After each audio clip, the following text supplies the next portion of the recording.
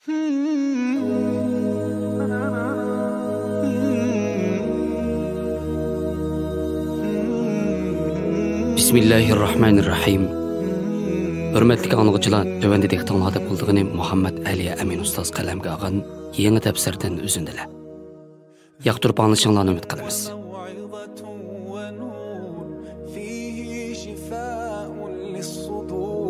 وشفيعنا يوم النشور آياته تروي المذان وصفاته نبع الهدى.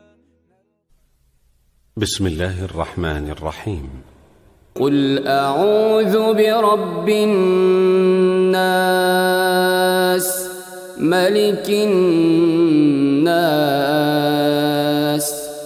إله الناس من شر الوسواس الخناس الذي يوسوس في صدور الناس من الجنة والناس.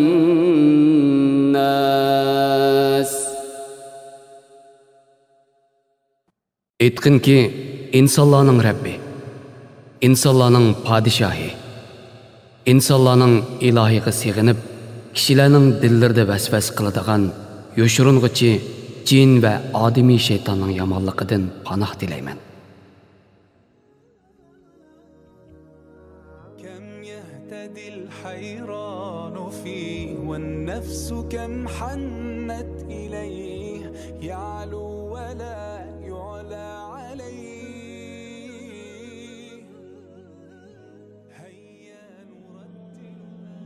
Bu sure insanların ruhiyet dünyasında vesves kılıdığan cin ve insan temsilideki batıl bilen Allah'ın perverdigar ikenligiga, padişah ikenligiga ve ilah ikenligiga işengen haq o'ttirsidagi ma'naviy kurashni tasvirlaydi. Ve bu kurashdan batılning sharridan Allohga sig'inish orqali saqlangal bo'ladiganligi haqida so'zlaydi. Allah Peygamber aleyhisselam ve ümmetini özü tarafga sig'inish orqali shaytonning sharridan saqlanishga yetaklab, özünün perverdigar, padişah ve ilah ekanligini eslatib. Çünkü insanların o'ylamagan yerdan tutadigan, vasvas qilguvchi, yo'shirinib ko'rinmaydigan, yo'qolguvchi shaytonning sharridan faqat yuqoridagi sifatga ega zotlar saqlay oladi.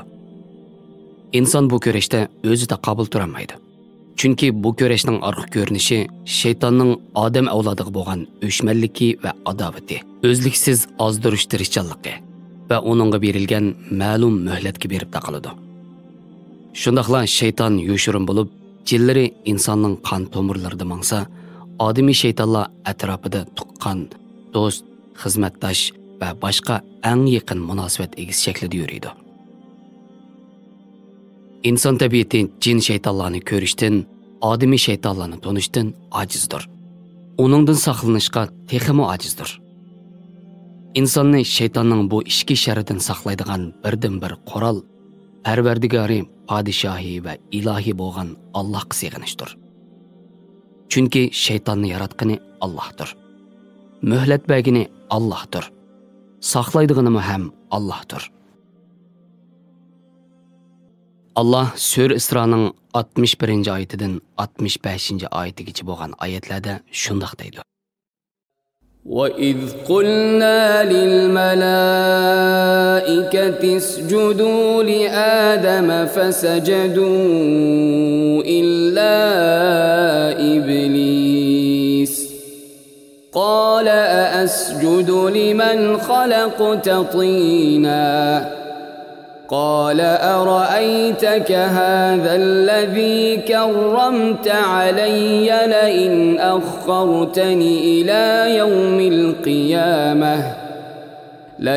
أخرتني إلى يوم القيامة لأحتنكن ذريته إلا قليلا.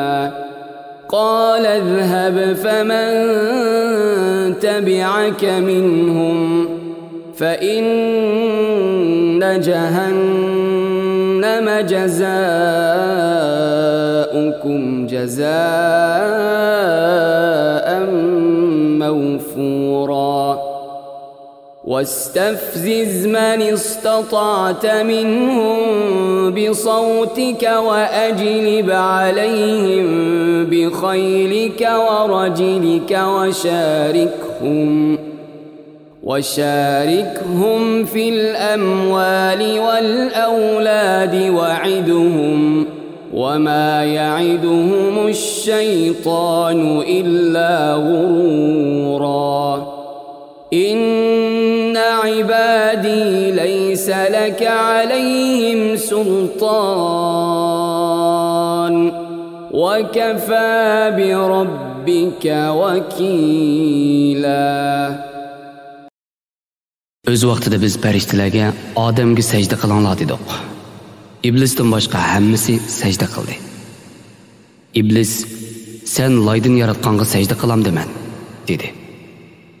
İblis, acaba sen mendan ustun qilgan odam mushumi? Agar men qiyomatgacha muhlat beradigan bo'lsang, uning avlodining ozg'inisidan boshqasini tüp yıldızdan qurtib etaman dedi. Allah aytdi: "Bag'in, ulardan kimki sana ergishadigan jahannam sizlarga berilgan to'liq jazodir. Ularning ichidan qo'zg'ata oladiganligi odamingni ovozing bilan qo'zg'atqin. Otliq va piyoda qo'shining bilan ularga hujum qilgin. Ularning mollariga va bolalarga sherik bo'lgin. Ularga va'dalarni bergin. Shaytonning ularga bergan va'dasi faqat aldamchilikdir. Shubhisizki mening bandalarim ustidan sen hukmronlik qilolmaysan. Parvardigoring haqiqatan homiy bo'lishga yetarlikdir." Xulosa shuki, inson Parvardigori, podshohi va ilohiy bo'lgan Allohga sig'ingan muddatda bu jangda mag'lubiyatga mahkum emasdir. Shayton faqat Allohning panohsizligining sirtida g'ofil qolgan kishilarni o'lay oladi. Chunki Alloh shaytonga muhlat va yushurinish alohidaligini bergan bo'lsa, insonni tashlab qo'ymasdan iymonni qalqon, zikrni savut va sig'inishni qoral qilib bergan. İbn Abbas'tan kelgan bir hadisda tasvirlanganidek: "Ash-shaytonu jathimun ala qalbi ibn Adam. Fa idza zakara Alloh ta'ala khanas va idza ghafala waswasa." Shayton odam avlodining yuragiga dastlab turadi. Allohni aslisi yo'qaydi, g'ofil qolsa vasvas qiladi. وموعظة ونور فيه شفاء للصدور وشفيعنا يوم النشور آياته تروي المدان وصفاته نبع الهدى نلقى الجنان بحبه لن تستقيم حياتنا. Anlayotganlar Muhammed Ali Amin ustoz qalamga olgan yangi tafsirdan o'sindilar. Nas surasining tafsirisi.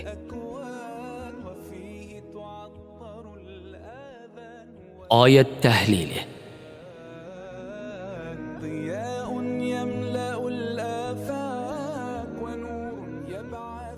Rabbin nas. Allah insonlarni yaratib, moddiy va ma'naviy ne'matlar bilan jismoniy va ruhiy jihatda parvish qilib yetishtirdi. Bu Allohning parvardigorligidir. Malikin nas. Dunyodagi jonliq va jonsiz, shayton dohil butun mavjudotlar Allohning mulki va Allohning amri bo'yicha va yo'l qo'ygan doirada vazifasini ado qilganidek, insonlarning dunyoda qanday yashashi, qaysi yo'lda menishi, nimalarni qilishi va nimalarni qilmasligi Allohning ilkidir. Shundaqla oxiratda qilgan butun ishlarning hisobini qilib, yaxshini yaxshi bo'yicha, yomonni yomon bo'yicha mukofot jazo beradiganimi Allohdir. Bu Allohning podshohligidir. Ilahin nas, parvardigorlik va podshohlik sifatiga ega zot, tabiiyki yaratgan qullari tarafidan har turli ibodat qilinishga va qulluq bildirishga loyiqdir. Bu Allohning ilohligidir.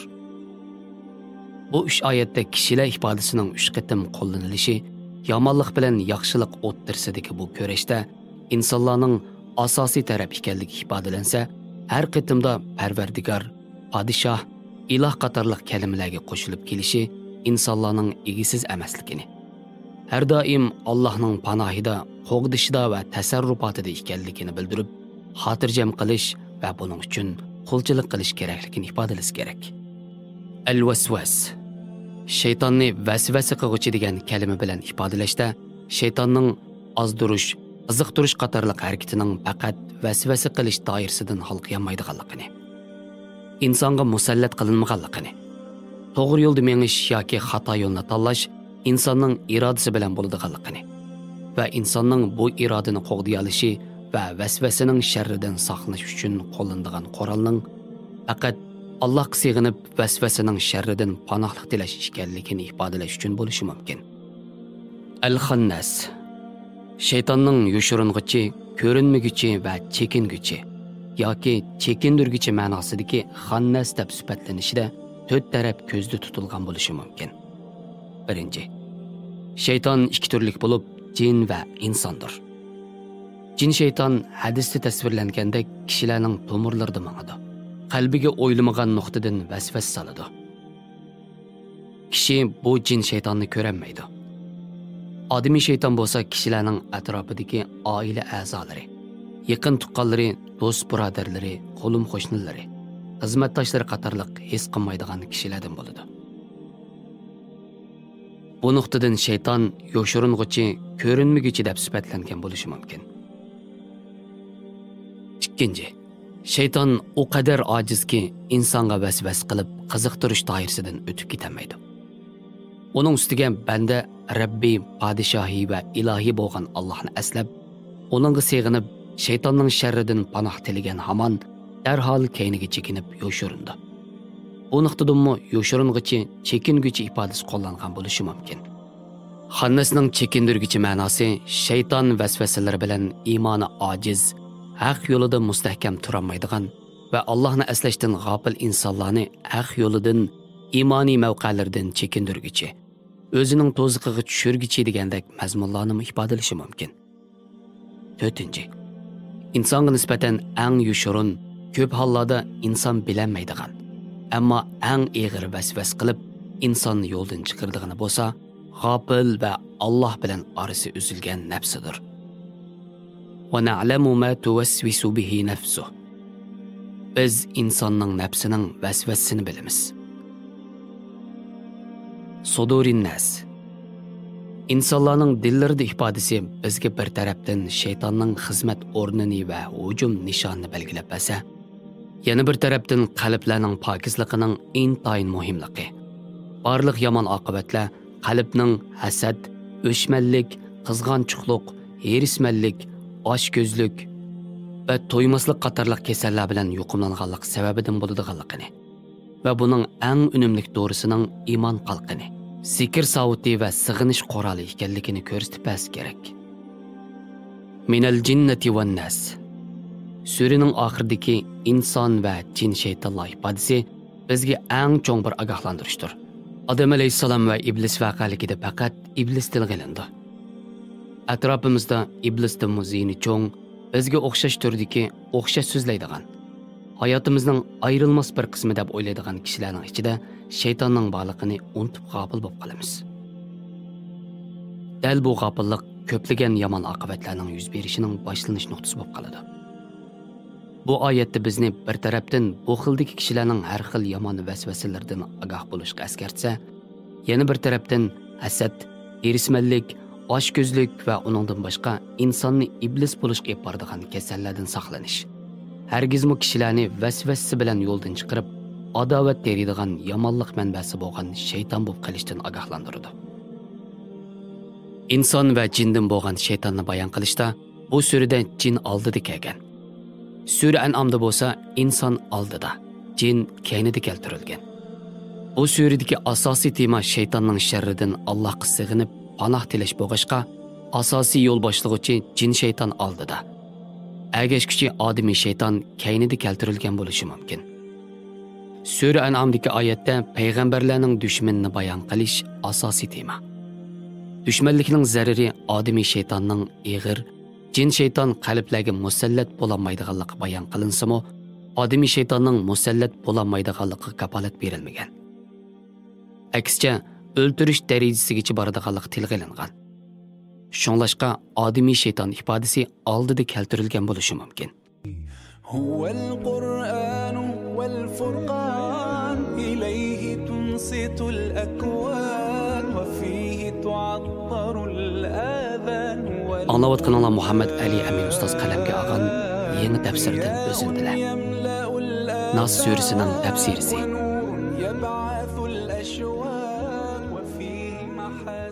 Suraning oldidagi sura bilan aloqasi. Sura Balaq surasining kaynida kelgan bo'lib, boshlanish shakli o'xshash.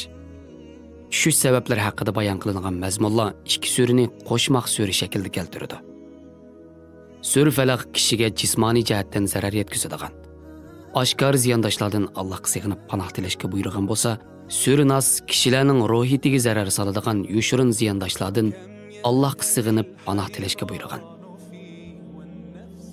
Suraning tushish sababi. Sura 6 oyat bo'lib, oldidagi Falaq surasi bilan o'xshash Makkada tushganligi ko'plagan ulamolar tarafidan ilgari surilgan. Suraning tushish sababi haqida tövandagi hadis rivoyat qilingan. Hazrati Oisha shundoq deydi. Bani Zurayqdan Labid ibn Asam ismli bir kishi payg'ambar alayhisalomni sehrladi. Rasululloh qilmagan ishlar qilgandek tuyulatdi. Mening qishimdagi bir kechasi uzun duo qildi. Bir ozdan keyin mundoq dedi. Ey Oisha, Alloh menga tilgan ish haqida javob berdi. Ikki kishi kelib, biri bosh tarafimda, yana biri oyoq tarafimda o'ltirib, biri yana biriga dediki, bu odamning kesili nima? Yana biri sehrlangan.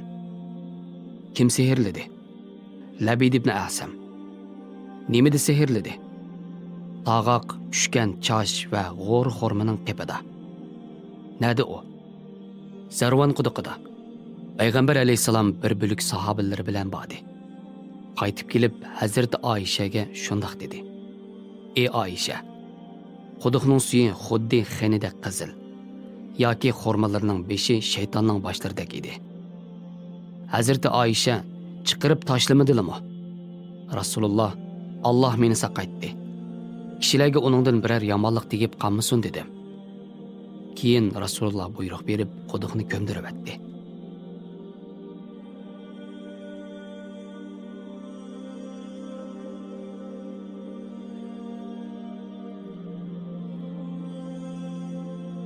Suraning fazilati. أن رسول الله صلى الله عليه وسلم كان إذا اشتكى يقرأ على نفسه بالمعوذات وينفث، فلما اشتد وجعه كنت أقرأ عليه وأمسح بيده رجاء بركتها. Hazreti Oisha anamiz shundoq deydi. Payg'ambar alayhisalom og'rib qolsa, o'ziga muavvizat, ya'ni Ixlos, Falaq va Nas suralarini o'qib suflaydi. Kesili eg'irlividi barakat istab men o'qib Rasulullohning qo'li bilan silaydim. كان رسول الله صلى الله عليه وسلم إذا آوى إلى فراشه كل ليلة جمع كفيه فنفث فيهما وقرأ فيهما قل هو الله أحد وقل أعوذ برب الفلق وقل أعوذ برب الناس، ثم مسح بهما ما استطاع من جسده، يبدأ بهما رأسه ووجهه وما أقبل من جسده، يصنع ذلك 3 مرات. Payg'ambar alayhissalom har oqshimi uxlashga tamshalganida ikki olqinni juplab suflaydi va Ixlos, Falaq, Nas suralarini o'qib, bosh va yuzidan boshlab qo'li yetgan yergacha badanining oldi qismini silaydi. Buni 3 qatim qiladi.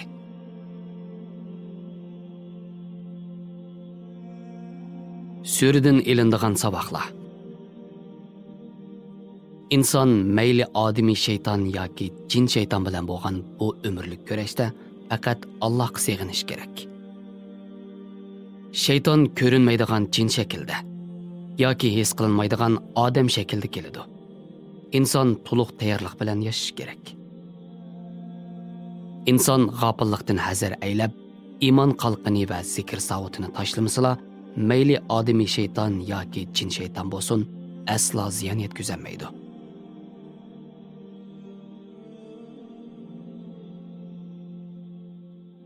ومن يعش عن ذكر الرحمن نقيض له شيطانا فهو له قرين. Kimiki mehribon Allohni yod etishdan yuz o'riydigan, uningga shaytonni hukmron qilib qo'yamiz. Shayton uningga hamisha hamroh bo'ladi. فإذا قرأت القرآن فاستعذ بالله من الشيطان الرجيم. Qur'on o'qimoqchi bo'lganingda Allohga sig'inib, qo'g'landi shaytondan panoh tiligin degan buyruqi bilan Qur'onning eng oxiri bo'lgan Nas surasidagi Allohga sig'inib, shaytonning sharridan panoh tilashga buyurganligi hayotimizda iymonning sifatini o'stirib, tozalash berish uchun shaytonning sharridan hazar aylashga buyruq bo'lishi mumkin. قال رب بما أغويتني لأزينن لهم في الأرض ولأغوينهم أجمعين إلا عبادك منهم المخلصين.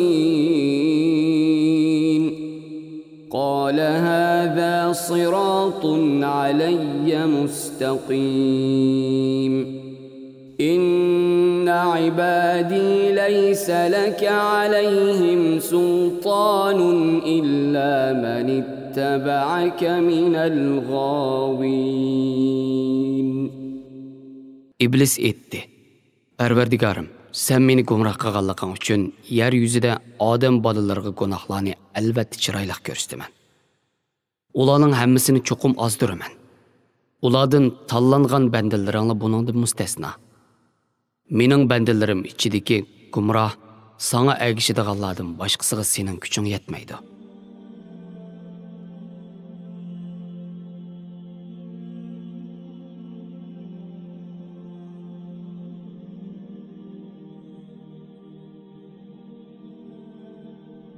Vesvesening türleri. 1. Qo'rqish. Surada tilga ilingandek insonning o'tmishi, buguni va atisi Parvardigori, podshohi va ilohiy bo'lgan Alloh tarafidan inchki o'rinlashtirilgan va kapolatga ega qilingandir. Halbuki insonning qalbi Allohdan uzilganda bu kapolat yo'qolib qo'rqish chirim oladi. Bugunidan qo'rqidi, atisidan ansiraydi. Rabbi, podshohi, ilohiy bo'lgan Alloh bo'lsa-mu, xotirjam bo'lolmaydi. Bu dal shaytonning g'alaba qilgan vaqtidir. إنما ذلكم الشيطان يخوف أولياءه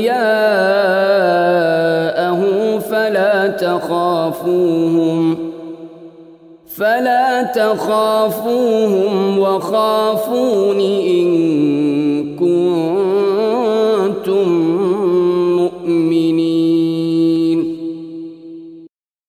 Şeytan öz çangılığı düşkənlərini əni şunda qorxutudu. Əgər mümin bolsanlar, ulardan qorxmanglar. Məndən qorxunglar.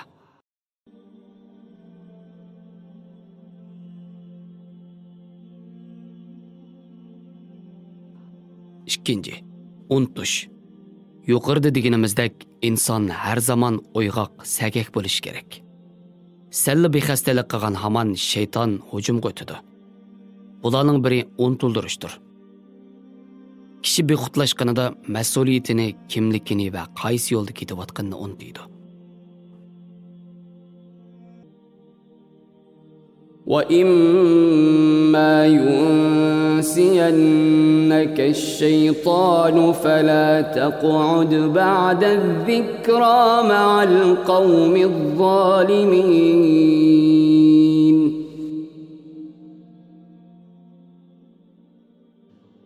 Şeytan sana unutuldurgan bolsa, esingga kelgandan keyin zolim qavm bilan birga o'ltirmagin.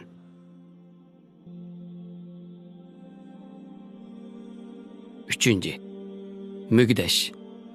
Namaz o'qiyotganda yoki Qur'on o'qiyotganda va shuningga o'xshash ibodat xarakterdagi ishlar bilan bo'lganda mügdeş shaytonning ishidir. Jangda mügdeş Allohdan, namozda bo'lsa shaytondandir. 4. Əsnəş. Mügdəşning cübdi hesablanğan əsnəş şeytanның vəsvəsələrindən hesablandı. Və əmmə təthəubu fə innəmə huvə minəş-şeytan. فإذا تثاءب أحدكم فليرده ما استطاع فإن أحدكم إذا تثاءب ضحك منه الشيطان. Buxari rivoyat qilgan. Asnash shaytondandir. Kishi asnashga to'g'ri kelsa, amalining baricha turib olsin. Asnagan vaqtda shayton kuladi.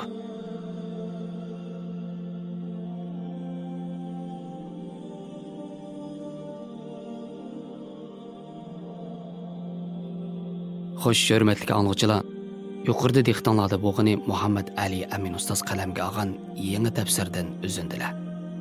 Allohning fazli marhamati bilan sura Nasning tafsiri tugdi. Yoqtirib anglag'anlar uchun ko'p rahmat. Zikrun va maw'izatun va nur fihi shifaa'un lis-sudur va shafi'una yawman nushur. Ayatuhu tarwi al-madan wa sifatuhu نبع الهدى نلقى الجنان بحبه لن تستقيم حياتنا إلا به هو القرآن والفرقان إليه تنصت الأكوان